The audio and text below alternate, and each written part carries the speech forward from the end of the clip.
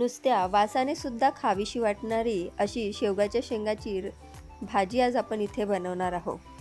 शेवगाच्या शेंगा आमटीमध्ये सुकी अशी वेगवेगळ्या प्रकारे बनवतो, पण आज इथे आपण शेवगाच्या शेंगाची रस्सा भाजी बनवणार आहोत. तर नमस्कार मंडळी, मी दीपिका आणि तुमचं खूप खूप स्वागत आहे चवदार रेसिपीजमध्ये. मंडळी, इथे मी अर्धा किलो शेवगाच्या शेंगा घेतलेल्या आहेत. या प्रकारे इथे मी त्या आधीच कापून घेतलेल्या आहेत. तरी तुम्हाला दाखवण्यासाठी मी एक शेंग ठेवलेली आहे, ती मी तुम्हाला इथे कापून दाखवते. तर शेंगा निवडताना खूप जास्त बारीक किंवा मग जाड निवडायची नाही, एकदम मीडियम आकाराची निवडायची. शेवगाची शेंग कापताना या प्रकारे एका साईडने तिला कट करून घ्यायचं चाकूने आणि मग हाताच्या साह्याने तिला या प्रकारे मोडून घ्यायचं. अशा प्रकारे कट करताना एका साईडचं साल आधीच निघल्या जाते. अशा प्रकारे सगळी शेंग मी कापून घेत आहे. शेंगा कापून झाल्यानंतर त्याची उरलेली जी साले आहेत ती हाताने काढून घ्यायची. या शेंगाची आपल्याला सगळी साले काढून घ्यायची नाही आहेत. सगळी सालं काढले तर शेंगा शिजताना त्याचा पूर्ण गाळ होतो आणि खाताना सुद्धा त्या व्यवस्थित खाता येत नाही. आणि खरं सांगायचं तर शेंगांच्या सालामध्ये सुद्धा फायबर असते, ते सुद्धा आपल्या पोटात घ्यायला हवं. अशा प्रकारे इथे मी ती शेंग कापून घेतलेली आहे. आता पुढच्या तयारीला लागूया. त्याकरिता मी इथे गॅसवर कढाई ठेवून घेतलेली आहे आणि त्यामध्ये मी अर्धा चमचाभर तेल घालून घेतलेलं आहे.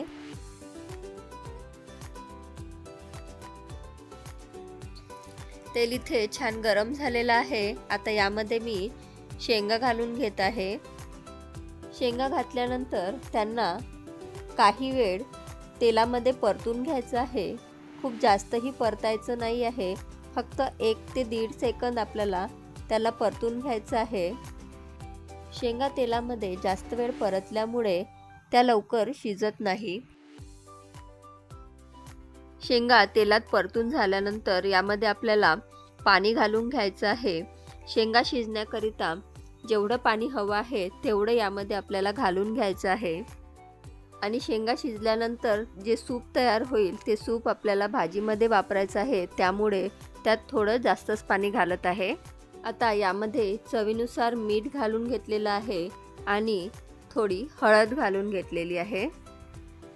हे घालून यांना व्यवस्थित मिक्स करून घ्यायचं. आता यावर झाकण झाकून या शेंगांना कमी आचेवर शिजू द्यायचं. या शेंगा शिजतायत तोपर्यंत आपण त्याकरिता लागणारं वाटण तयार करून घेऊया.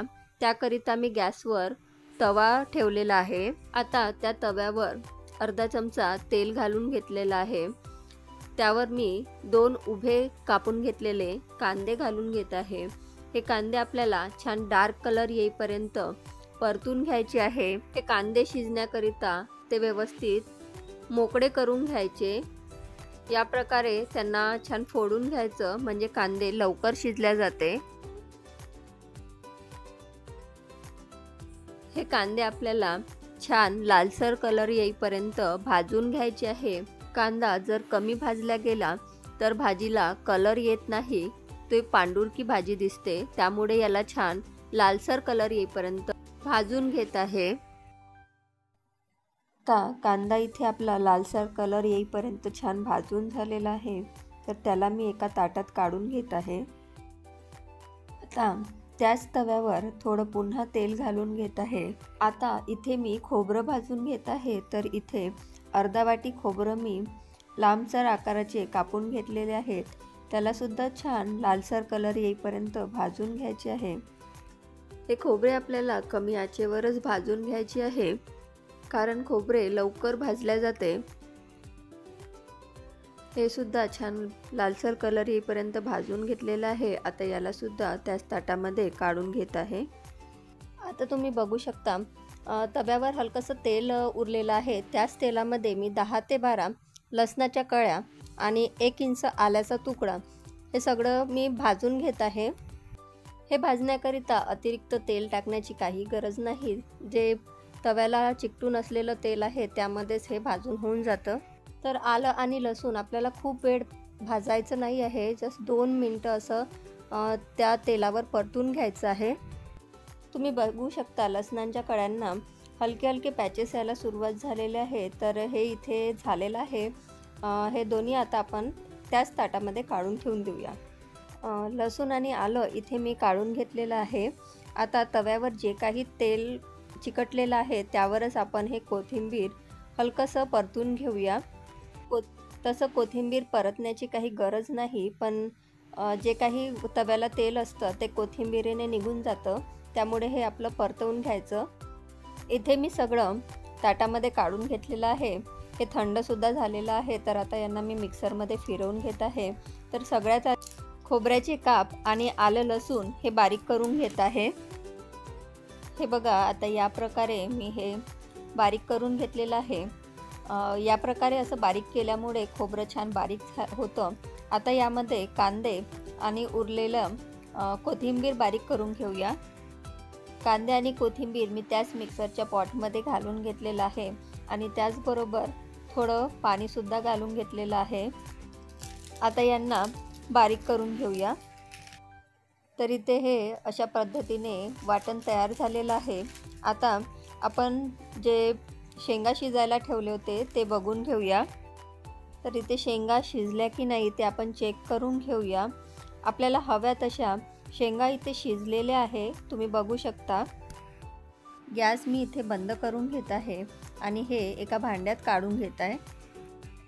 आता आपल्याला भाजीला फोडणी करून घ्यायची आहे. तर त्याकरिता गॅसवर मी कढाई ठेवून घेतलेली आहे आणि त्यामध्ये तेल घालून घेतलेलं आहे. तेल गरम झालेलं आहे. आता यामध्ये मी पाव चमचा जिरे घालून घेत आहे. जिरे छान तडतडली की मगाशी वाटून घेतलेलं वाटण घालून घेत आहे. तर हे वाटण तुम्ही कोणत्याही भाजीसाठी वापरू शकता. याला तुम्ही तयार करून फ्रीजमध्ये स्टोअर करून ठेवू शकता. आता हे वाटण तेल सुटेपर्यंत छान परतून घ्यायचं आहे. मी याला कमी पाणी वापरल्यामुळे याला जास्त परतण्याची गरज पडणार नाही. तरी ते काही वेळातच आपलं वाटण इथे झालेलं आहे. तुम्ही बघू शकता वाटणाला छान तेल सुटलेलं आहे. तर आता यामध्ये आपण सुके मसाले घालून घेऊया. तर इथे मी 2 चम्मच तिखट, 1 चम्मच धनेपूड, पाव चमचा गरम मसाला घालून घेत आहे. हळद आपण शेंगा शिजवताना वापरल्यामुळे मी इथे हळद घालत नाही आहे. आता मसाले करपू नये म्हणून त्याच मिक्सरच्या पॉटला मी धुवून थोडं पाणी घालून घेतलेलं आहे. तर हे मसालेसुद्धा छान तेल सुटेपर्यंत आपल्याला परतून घ्यायचे आहे. साधारणतः 1 ते 2 मिनटं मसाले तेलात परतून घेतल्यानंतर मसाल्यांना सुद्धा छान तेल सुटलेलं आहे. आता यामध्ये मी मगाशी जे आपण शेंगा शिजवून घेतल्या होत्या आणि जे सूप होतं त्यामध्ये ते घालून घेत आहे. आता यांना मसाल्यामध्ये छान मिक्स करून घ्यायचं. या भाजीला तुम्हाला जेवढा रस्सा हवा असेल तेवढं यामध्ये आणखी पाणी ॲड करून घ्यायचं. तुम्हाला किती गाढ किंवा किती पातळ रस्सा हवा आहे त्यानुसारच यामध्ये पाणी ॲड करा. आता यामध्ये चवीनुसार मीठ घालून घ्यायचं. मीठ घालताना हे लक्षात ठेवायचं की या आधी आपण शेंगा शिजवताना सुद्धा मीठ घातलेलं आहे, त्यानुसारच यामध्ये मीठ घालायचं. याला आपल्याला फक्त 1 ते 2 उकडी काढून घ्यायची आहे, कारण आपल्या शेंगा ऑलरेडी शिजलेल्या आहेत. तर यावर मी झाकण झाकून याला 1 उकडी काढून घेत आहे. तर अगदी 2 मिनिटातच आपण त्यावर झाकलेलं झाकण काढून घेऊया. तुम्ही बघू शकता याला छान उकडी आलेली आहे आणि त्यावर छान तर्रीसुद्धा आलेली आहे. भाजीचा रस्सासुद्धा छान दिसतोय आणि ग्रेव्हीची कन्सिस्टन्सीसुद्धा व्यवस्थित झालेली आहे. तर इथे गॅस बंद करून घेऊया आणि त्यावर कोथिंबीर घालून घेऊया.